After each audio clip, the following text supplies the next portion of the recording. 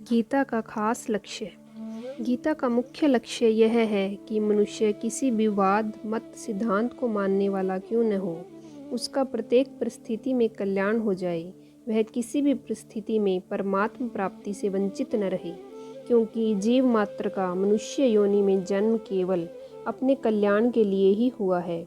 संसार में ऐसी कोई भी परिस्थिति नहीं है जिसमें मनुष्य का कल्याण न हो सकता हो, कारण कि परमात्म तत्व केवल परिस्थिति में समान रूप से विद्यमान है।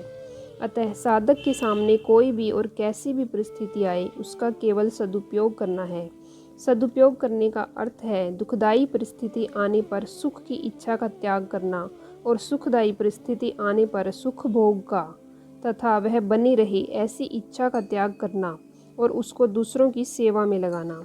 इस प्रकार सदुपयोग करने से मनुष्य दुखदायी और सुखदायी दोनों परिस्थितियों से ऊंचा उठ जाता है, अर्थात उसका कल्याण हो जाता है।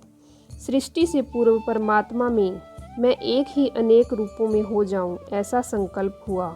इस संकल्प से एक ही परमात्मा प्रेम वृद्धि की लीला के लिए, प्रेम का आदान प्रदान करने के लिए स्वयं ही श्री कृष्ण और श्री राधा इन दो रूपों में प्रकट हो गए। उन दोनों ने परस्पर लीला करने के लिए एक खेल रचा।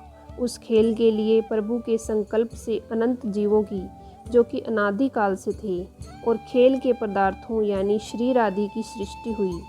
खेल तभी होता है जब दोनों तरफ के खिलाड़ी स्वतंत्र हों, इसलिए भगवान ने जीवों को स्वतंत्रता प्रदान की।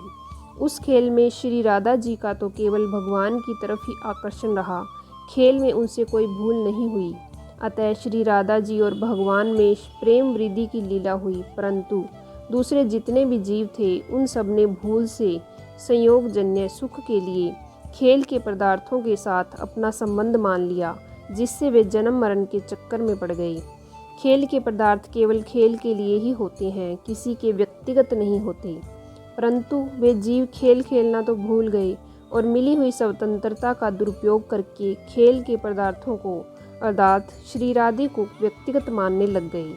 इसलिए वे उन पदार्थों में फंस गए और भगवान से सर्वथा विमुख हो गए। अब अगर वे जीव श्री राधे उत्पत्ति विनाशशील पदार्थों से विमुख होकर भगवान के सम्मुख प्रकट हो जाएं, तो वे जन्म मरण रूप महान दुख से सदा के लिए छूट जाएं। अतः जीव संसार से विमुख होकर भगवान के सम्मुख हो जाए और भगवान के साथ अपने नित्य संबंध, नित्य योग को पहचान ले। इसी के लिए भगवद गीता का अवतार हुआ है।